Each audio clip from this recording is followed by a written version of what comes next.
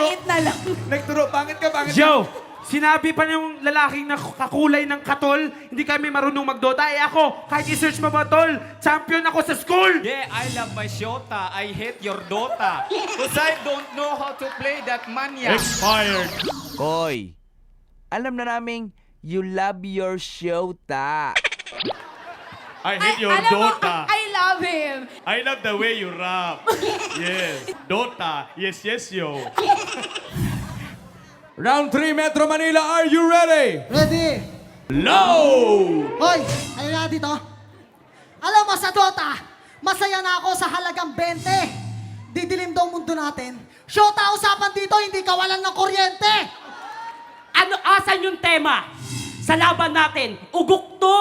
Sinisigawan mo ko, yung amoy ba ng hininga mo, kakambal ng utot mo? Ayabang mo, tinitira mo yung kasama ko. Nasa na syota mo ng maasawa ko. At ikaw, wannabe na Bruno Mars? Itsura nito, mukhang galing bilibid. Sabi niya, ako daw ay pangit. Kaya pala nung nakita ko ng mga tao, ang dami sa akin chicks na lumapit. Ganyan pala epekto ng walang ngipin, ha? Nag-hallucinate? Pa-check up ka na, Bugito. At ito naman, kung makapagsabi sa akin ng pangit, akala niya hindi ako nasasaktan. Sabi sa inyo, nasasaktan din naman si Shernan. Hindi nga lang halata sa mukha. Alright, expired! Round 3, are you ready? Load! Si Shota mas lamang. Si Dota palagi na lang sa kompyuteran. Yung utak walang laman. Mabuti pang magtrabaho na lang. Panggasto sa GF na maganda. Katulad niya. Bakit? Sa Dota may ganito bang muka? Wala. Ayan tayo eh. Pati ganda ni Chacha na dadamay eh, ha? Sabi ng isang to kanina, kuryente daw. Kasi nga, yung pagkaintindi mo sa mga sinasabi ko ay talagang pilit. Kapal yata ng mukha mo, nag-audition ka pa sa season 2, nilampaso ka na sa season 1. At ang pag-ibig ay aking ipakilala. Ito'y mabait at mapagpasensya, pinapakita kahit sa kanila. Magmahal naman kayo! Anto DJ Bakit? Chacha! Oy? Bakit? I love ya. Pero Kokoy, si Chacha, hindi mo Shota. Hoy, sa lahat ng mga babae, mas pinili namin kayo. Kaya kami ang inyong susuporta. Expired! Pogi ka ba? Hindi.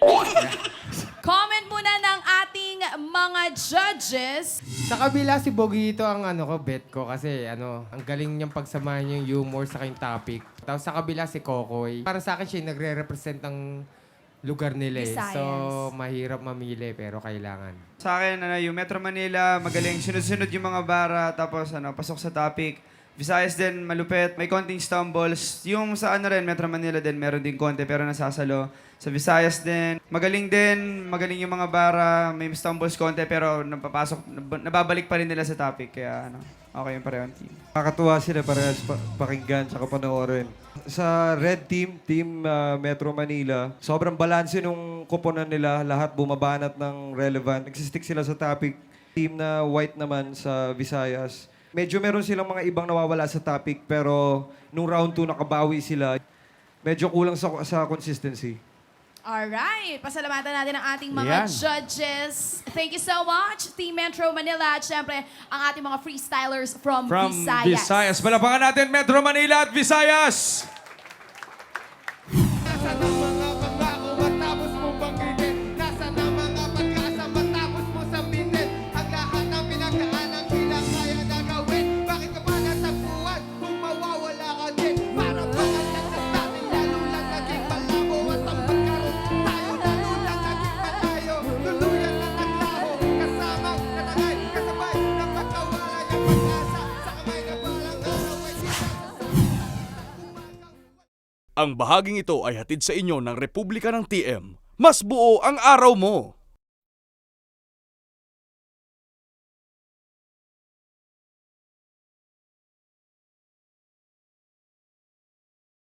Ang bahaging ito ay hatid sa inyo ng Republika ng TM. Mas buo ang araw mo! Akala ko astig na may mas astig pa pala. Ang sabi nila para magtagumpay ka dito sa Maynila, dapat astig ka. Sa lahat ng pagsubok ng buhay, dapat pang matagalan ka. At kahit ano pang harapin mo, dapat tuloy-tuloy ka lang. Kaya pagdating sa maasahang call and text combo, dito ka na rin sa astig. Sa TM Astig Combo 15, ang 15 pesos mo may 30 minutes call na may unli text ka pa all day. I-text lang ang AC15 at isend sa 8888 para mag-register. Dahil ang Astig na Manilenyo dapat may kasamang Astig na promo. Dito ka na sa Republika ng TM. Astig! Eto na, huwag na natin patagalin. Isusunod na natin ang susunod na pare sa maglalaban. Eto na nga, Jeff Tam. Ang Eto na. mga Astig Freestylers ng Luzon. Oh. Astig Freestylers ng Mindanao. Yun! Ito na ang topic. Bubunutin ni Abra. Kung papapiliin ka, maging matalino o maging mayaman? Ang pipiliin ng Davao ay talino. Siyempre, ang natira sa inyo ay kayamanan. Okay? Sino mauna? Siyempre, ladies first. Oy! Ladies first ang mauna. Kayo daw mauuna. If you're ready, ito na ang round 1 mo. 3 minuto. Low! Yo! Dito sa topic na binigay nyo, yung 3 minuto, sapat na para aking patunayan. Kasi hindi lahat ng matalino yung mayaman, yung iba ginagamit lamang sa yaman. Tol, pag mayaman ka, kahit ano, pwede mong pag-aralan. Eh, pag matalino ka lang, ano namang laman ng tiyan? Di ba, wala. Kaya kapag ka ikaw ay mayaman, nandito lang kami, halika kayo mamaya, ililibre ko yan. Anhin mo ang talino kung wala kang pera. Sa ating bansa, kadalasan yan ang pangunahing problema. Ikaw, ba't ka pumunta rito? Bakit ganyan ang anyo? Sakto, mukha kang bungo, bagay yung panyo. Pero babalik tayo sa topic bago pa matraffic kasi mga letra sa aming utak nagkaka-stampede. So paano nyo malulunasan? Wala nang bukas, di matatakasan. Mas maganda yung ikay maging mayaman. Yeah, at saka yung kayamanan, talagang nakakabili yan ng pag-ibig, ng katalinuhan at kung ano pa man. Kaya ikaw, pare, di ba tumataya ka sa loto? Kapag nagdarasal ka, sinasabi mo, Diyos ko, Lord, yumaman po sana ako. Uunlad talaga ang bansa lalo kapag mayayaman na kami. Eh kayo, matatalino nga kayo pero hindi kayo pwede sa palengke. Heto pare boy, aalis ka dito nakapikit. At pagkatapos nun, ipapasalvage ko na rin tong mga pangit. Yeah! Malutong pa rin ang mga sinasabi ko, parang bagong lutong kropik. Kropik. Mas magaling talaga yung yaman kasi yung yaman mahirap yung makuha. Tapos yung talino tol nakukuha yan kasi yan ay katalinuhan na aralan sa paaralan. Mas pipiliin ko yung mayaman kasi walang masyadong mayamang Pilipino. Fire! Team Mindanao, are you ready? Ready? Low! Thank God! We're not battling the Visayas crew because probably we're both Visayan, so you probably didn't calling it sibling rivalry.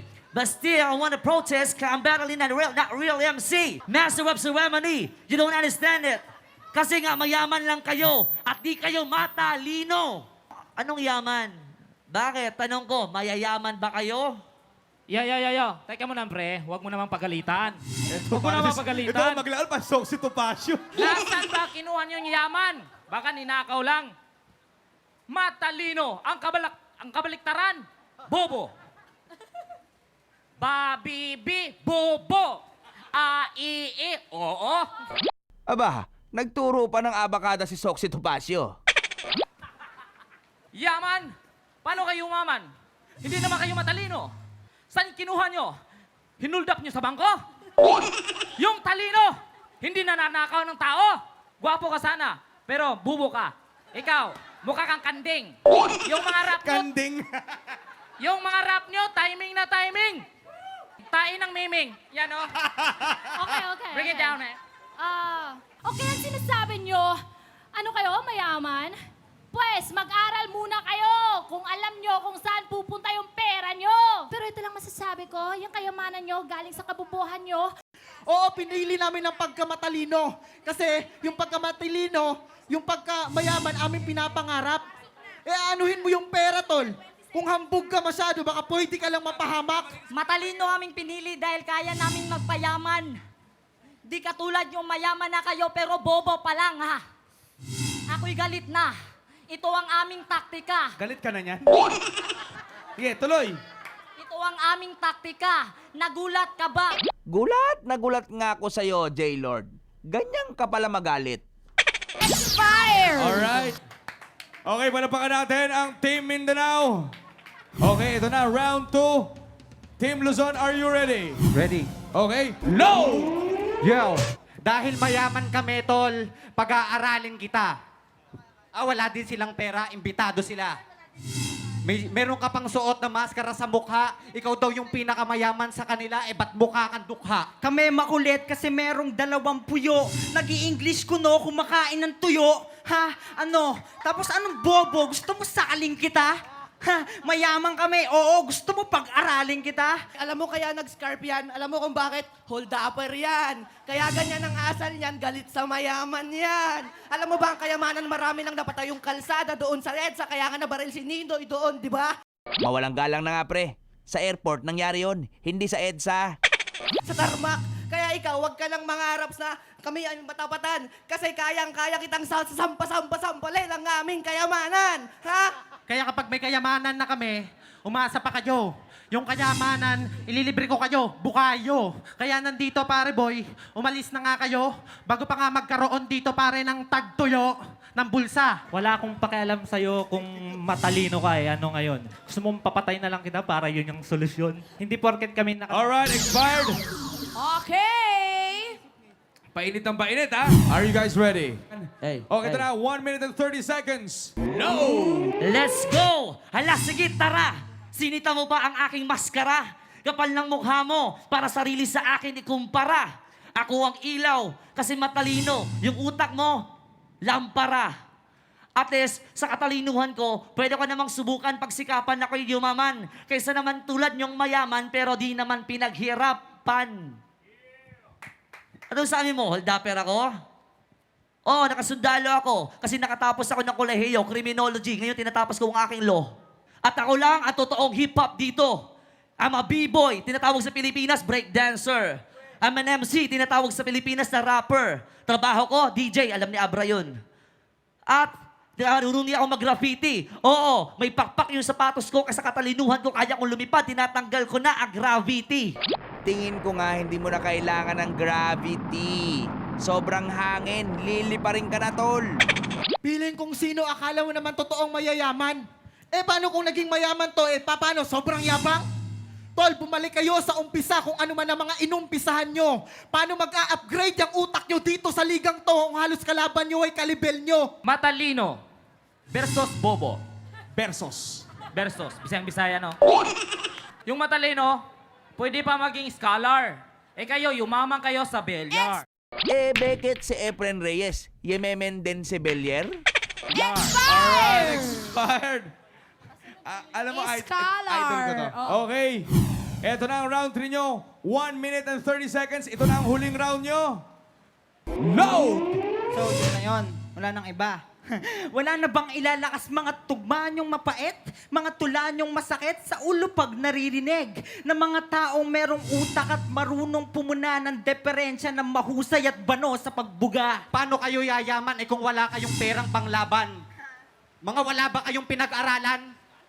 Banatan nyo nga to para hindi ko nabanatan. Oo nga, kasi mayaman kami. Alam mo, ipapa-makeover kita. Alam mo, yung balbas mo, ilalagay ko na sa ulo mo. Tapos ikaw, bibilang kita ng maraming tenga para yung mga hikaw mo, may parami ka pang pagkabitan. Ikaw naman, mayaman ako, pwede kitang kabitan. Tapos ikaw, nakaganyan ka pa, mukha ka ng ewan. Tapos ikaw naman, ikaw na hindi ka nagsasalita, ibibigay ko na. Kaya kung ako sa inyo, magsiuwi na kayo sa Mindanao. At ikaw, ba't ang itim mo? Sabi nila matalino sila, wala namang kwenta. Yeah. Hindi ko maipaliwanag kung bakit labis kang mag-angas. Akala mo na malaki ng alam mo bakit kinikilala mo ng sarili mo bilang mataas. Huwag mong ipapamukha sa amin ang iyong narating sa kultura. Wala sagara ng bihis o sa postura. Teka. Bago ang lahat, huwag ka sanang magalit. Oh, bago yan, expired ka. Expired. Okay, ito na, Cha. Ang last round ng Team Mindanao. Are you ready, Mindanao? Ready? Load! Pasensya tol ha, ito lang para sa may mga utak. Pinapakita ko lamang kung ano ang aming balak. Na andito ako ngayon dito para magturo. Pinapakita ang matalinong batang dating estudyante ngayon pwede na rin maging guro. Tol, nag-iisip ka ba? Bakit mo pa siya pag-aaralin kung scholar na siya? Kaya itoon mo ang atensyon sa pagharap mo sa akin ngayon. Nang sa ganon, kahit di kayo manalo sa labang to, ay darating ang panahon na magpapasalamat kayo sa akin at pwede nyo akong maging inspirasyon. Okay. Anong sabi mo? Sino may sabi nakakabitan ako? Oo, talagang kabitan mo ko. Kabitan mo ko kasi gagamitin ko lang yung yaman mo. Okay. Sa lahat ng mga sinabi niyo, wala akong naintindihan kasi lahat ng sasabihin niyo. Yan na nga ang huling sunugan para sa ating Team Mindanao and Team Luzon. Siyempre, hingin natin ang komento ng ating mga judges. Merong mga may isang team na lumamang sa presence, merong isang team na lumamang sa delivery, may lumamang sa creativity, biglang bumawi naman sa relevance, at biglang yung isa lumamang sa audience impact. Para sa akin din, magaling parehas. Pero kung summarize ko, sa round 1, malakas yung Team Luzon. Tapos sa round 2, parang medyo pantay. Sa round 3, biglang bumawi yung Team Mindanao. Kaya ganun. Mahigpit yung laban. Pareho silang merong magandang pinakita. At dito lang sa kabila, sa team nila Soxy Topacio, napansin ko lang na may leadership yung naka-scarf. So, mapapansin mo na laging siya yung nauunan, siya yung nagbibigay ng hype. Dito naman sa nakadilaw, parang may teamwork sila. Pero parehong magaling, mahigpit na laban to. Ayun. Mamaya malalaman po natin kung sino ang papasok sa ating final sunugan. Ngunit bakit parang maraming nakatitig sa akin? Parang hindi sila sangayon sa pag-ibig natin. Mahal kita kahit may pagka nakalimutin sa akin. Mas mukha ka pa sa langit sa akin. Hindi ko maipaliwanag. Hindi ko maipaliwanag ang lahat. Marahil ikaw ang laging hinahanap. Ikaw ang laging hinahanap sa pag-ibig ko, ikaw ang nasa isip. Bitbit kita hanggang sa panaginip. Kasi ikaw ang iniibig ko. Ikaw lang at wala nang iba. Hindi ko maipaliwanag. Ang bahaging ito ay hatid sa inyo ng Republika ng TM. Mas buo ang araw mo!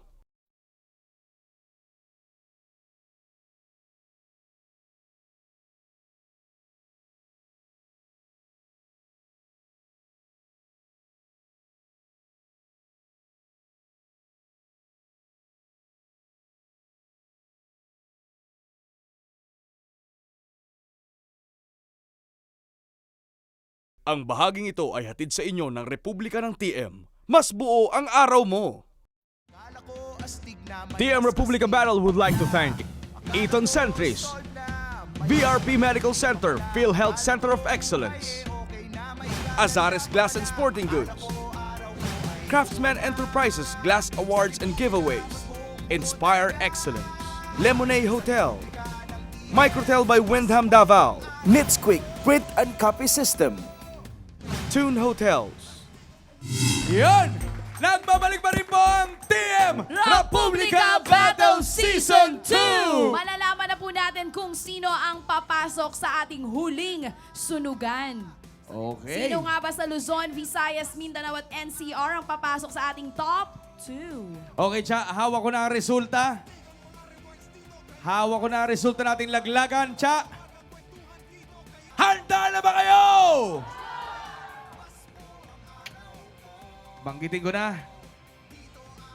Ang unang grupong mag-a-advance sa final battle ay walang iba kundi